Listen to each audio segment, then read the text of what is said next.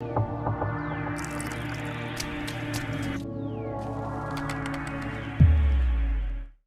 and welcome to today's tutorial. We will be creating a rising bass today using Serum that can be used both as an effect just before a drop or as a drone. I'll teach you exactly what are the steps that are required to achieve this, and I hope you enjoy it.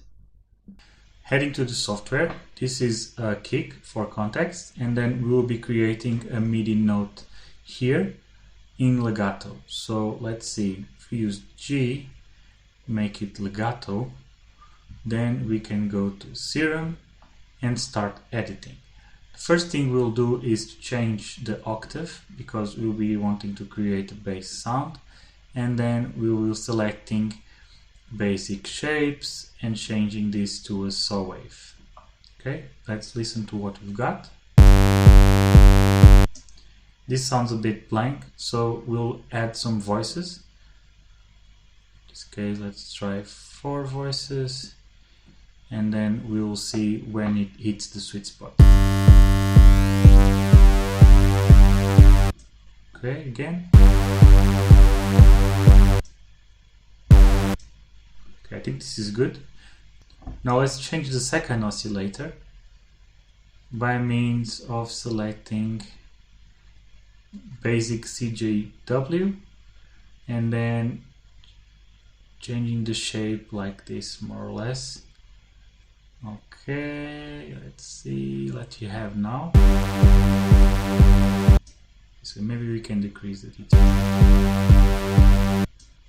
Okay, now this needs unison as well.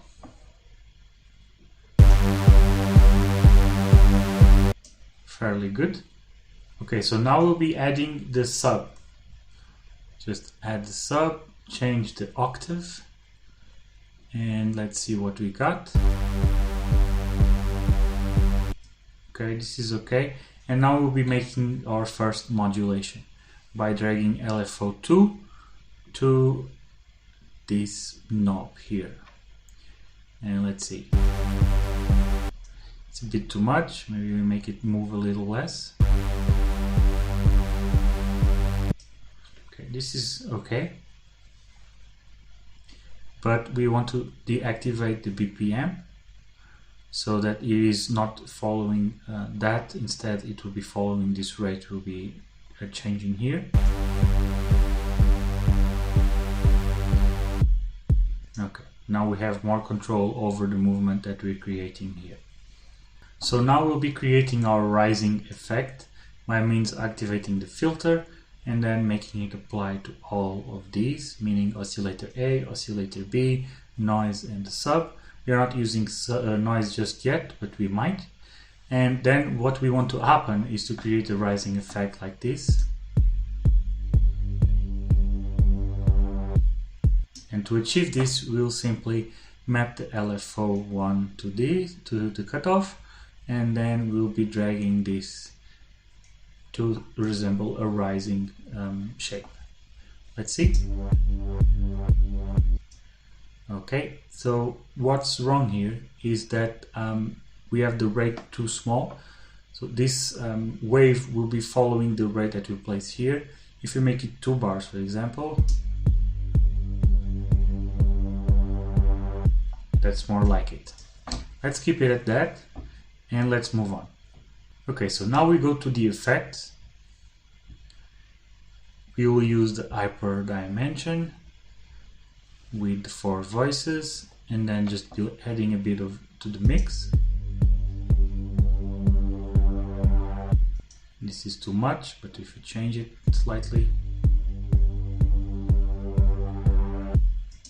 Okay, I think this works. Don't push it too far because hyper dimension tends to be very noticeable as an effect. Next we'll have the distortion, and with the distortion what we will want to make is to select diode 1, and then we'll be editing the mix as well.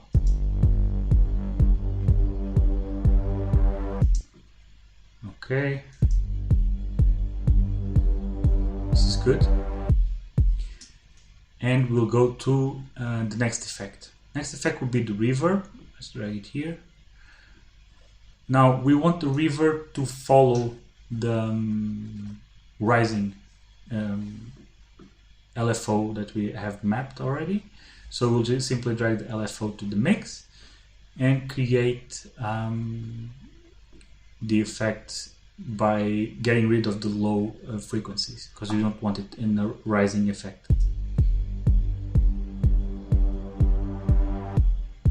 Okay, this is great, it works. Now let's go to the next effect. I would say the next proper effect to use would be the phaser, perhaps even before the reverb, behaving in much the same way.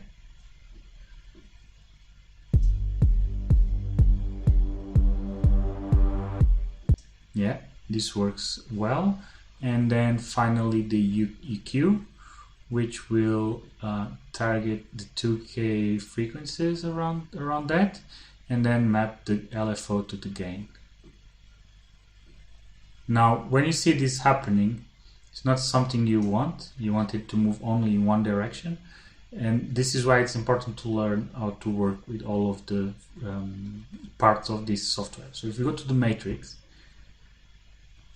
and you find the EQ, you can see it's in two directions. You simply change it to one, and now you have it only working in one direction. Let's hear it.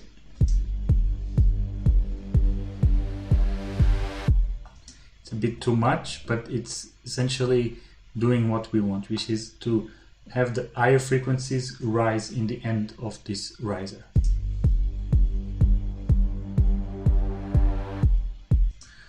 Okay, so maybe lower it a bit more, and then increase this effect or add to this effect by using a noise, and then mapping the level of the noise as well with our LFO1.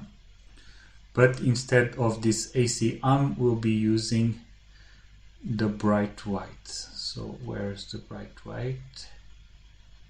Let's see, here in the analog, and let's hear it.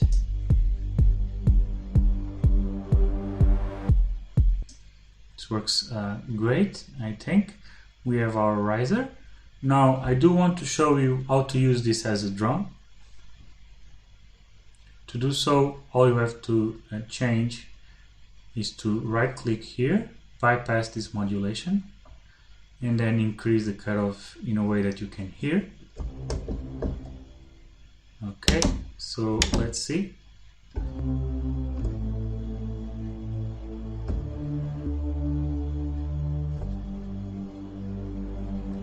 So in this way you can play around with this patch and make it drum. That was it, guys. I hope today's tutorial was useful. Keep following the series and see you on the next video.